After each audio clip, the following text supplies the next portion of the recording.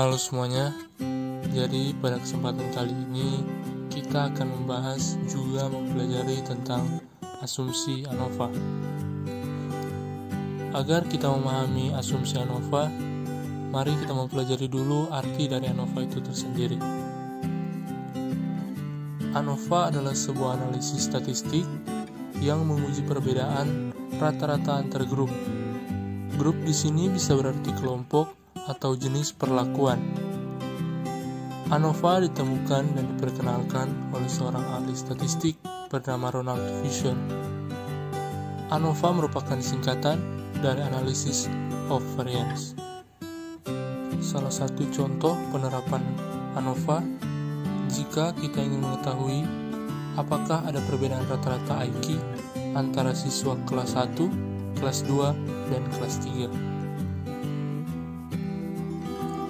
Ada dua jenis ANOVA, yaitu analisis varian satu faktor atau one way ANOVA, juga ada analisis varian dua faktor atau two ways ANOVA. Pada dasarnya, prinsip ANOVA adalah melakukan analisis variabilitas data menjadi dua sumber variasi, yaitu variasi di dalam kelompok atau within, dan variasi antara kelompok atau between. Bila variasi within dan between sama atau nilai perbandingan kedua varian mendekati angka 1, maka berarti tidak ada perbedaan efek dari intervensi yang dilakukan. Dengan kata lain, mean atau dibandingkan tidak ada perbedaan. Sebaliknya, bila variasi antar kelompok lebih besar dari variasi di dalam kelompok, artinya intervensi tersebut memberikan efek yang berbeda. Dengan kata lain, nilai mean yang dibandingkan menunjukkan adanya perbedaan. Analisis ANOVA juga dapat kita gunakan dalam distribusi F, di mana kita membandingkan rata-rata dari 3 populasi atau lebih untuk ditentukan apakah nilainya sama.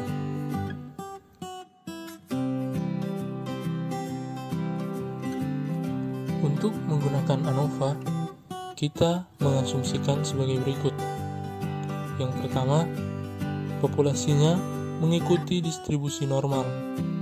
Yang kedua, populasinya memiliki standar deviasi yang sama. Dan yang ketiga, populasinya saling bebas.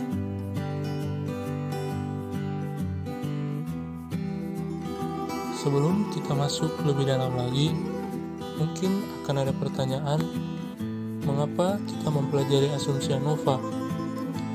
Atau mengapa kita tidak menggunakan uji perbedaan rata-rata populasi saja, seperti yang dibahas sebelumnya? Kita dapat membandingkan dua rata-rata populasi pada satu waktu.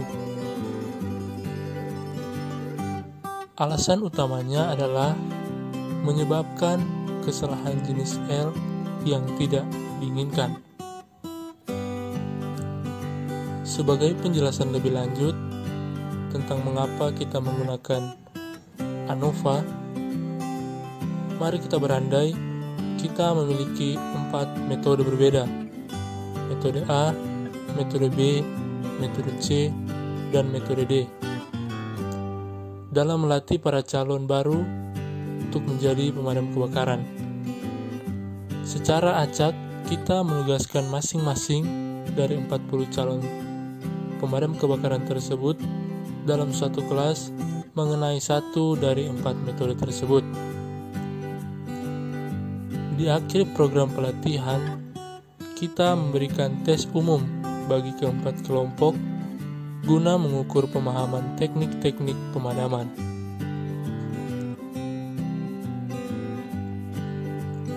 Pertanyaannya adalah, apakah terdapat perbedaan rata-rata skor ujian di antara keempat kelompok?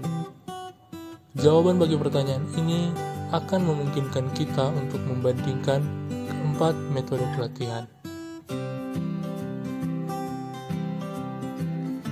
Sebagai pembahasannya, dengan menggunakan distribusi T untuk membandingkan rata-rata keempat populasi, kita harus dan kita akan melakukan 6 uji T yang berbeda, yakni kita perlu membandingkan rata-rata skor untuk keempat metode tersebut, yaitu A dengan B, A dengan C, A dengan D, B dengan C, B dengan D, dan C dengan D.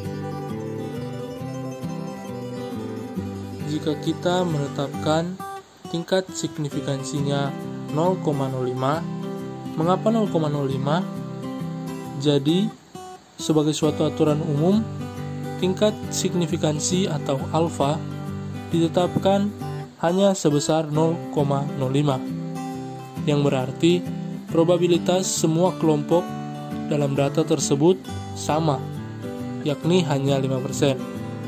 Jadi jika kita menetapkan tingkat signifikansinya hanya 0,05, maka probabilitas keputusan statistik yang benar adalah 0,95 diperoleh dari 1 kurang 0,05. Karena kita melakukan 6 uji yang terpisah atau saling bebas, maka probabilitas bahwa kita tidak mengambil keputusan yang salah akibat kesalahan pengambilan sampel pada 6 uji saling bebas manapun adalah P atau semua benar sama dengan 0,95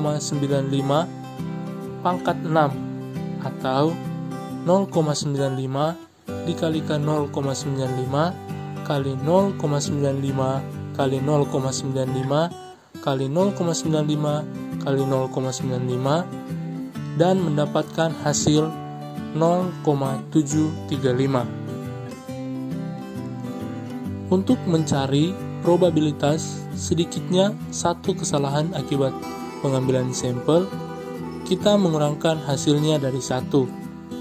Dengan demikian, probabilitas dari sedikitnya satu keputusan yang salah akibat pengambilan sampel yang salah ialah 1 kurang 0,735 yang mendapat hasil 0,265.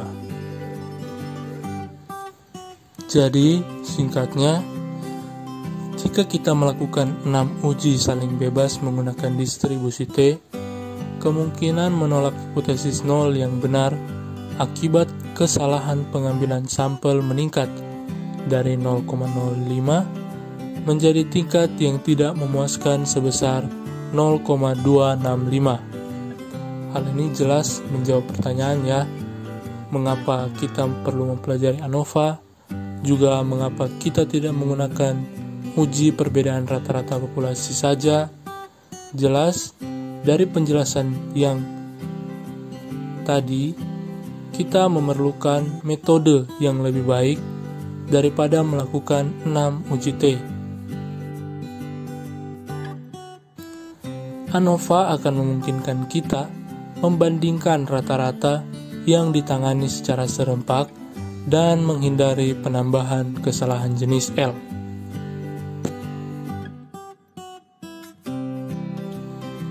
Penerapan asumsi ANOVA. ANOVA pertama kali dikembangkan penerapannya di bidang pertanian dan berbagai hal yang terkait dengan konteks yang tertinggal, khususnya istilah perlakuan, digunakan untuk mengenali populasi berbeda untuk diuji. Sebagai contoh, misalnya perlakuan mengacu pada bagaimana sepetak tanah dirawat dengan jenis pupuk tertentu. ANOVA juga digunakan sebagai alat analisis untuk menguji hipotesis penelitian yang mana nilai adakah perbedaan rata-rata antara kelompok. Hasil akhir dari nilai analisis ANOVA adalah nilai F-test atau F-hitung. Nilai dari F-hitung ini yang nantinya akan dibandingkan dengan nilai pada tabel F. Jika nilai F-hitung lebih dari F-tabel, maka dapat disimpulkan bahwa H1 dan menolak H0 atau yang berarti ada perbedaan bermakna rata-rata pada semua kelompok. Analisis ANOVA sering digunakan pada penelitian eksperimen di mana terdapat beberapa perlakuan. Peneliti ingin menguji apakah ada perbedaan bermakna antar perlakuan tersebut. Ciri-ciri ANOVA. Ciri khas ANOVA adalah adanya satu atau lebih variabel bebas sebagai faktor penyebab dan satu atau lebih variabel respons sebagai akibat atau efek dari adanya faktor. Ciri lain dari ANOVA adalah variabel respons berskala data, rasio, atau interval, atau numerik, atau kuantitatif. ANOVA merupakan salah satu dari berbagai jenis uji parametris karena mensyaratkan adanya distribusi normal pada variabel terikat per perlakuan atau distribusi normal pada residual. Syarat normalitas ini mengasumsikan bahwa sampel diambil secara acak dan dapat mewakili keseluruhan populasi agar hasil penelitian dapat digunakan sebagai generalisasi. Namun keunikannya, uji ini dapat dikatakan relatif robust atau kebal terhadap adanya asumsi tersebut.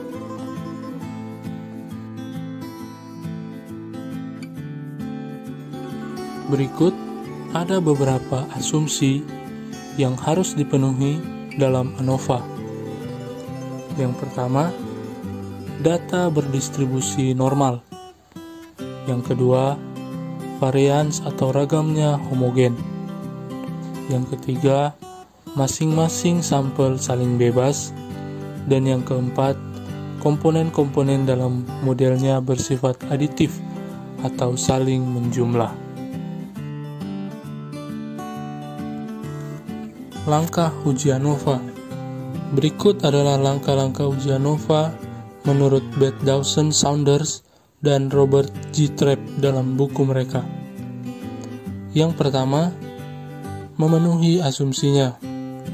Yang kedua, menghitung meannya. Yang ketiga, menghitung deviasinya.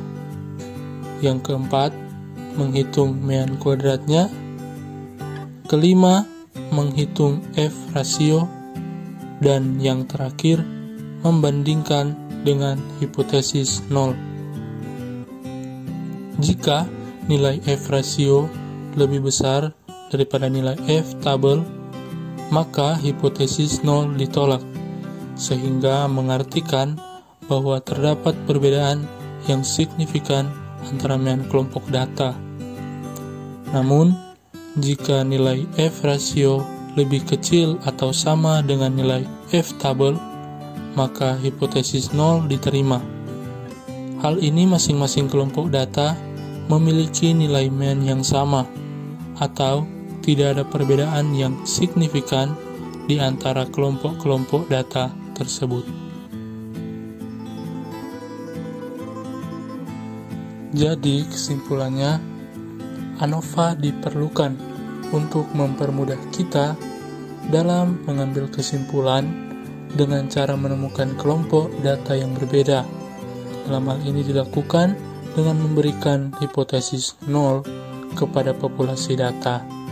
Selain itu, sebelum kita melakukan uji ANOVA, alangkah lebih baiknya jika kita memperhatikan apa saja yang diperlukan dalam melakukan uji ANOVA. Terima kasih sudah menonton video ini.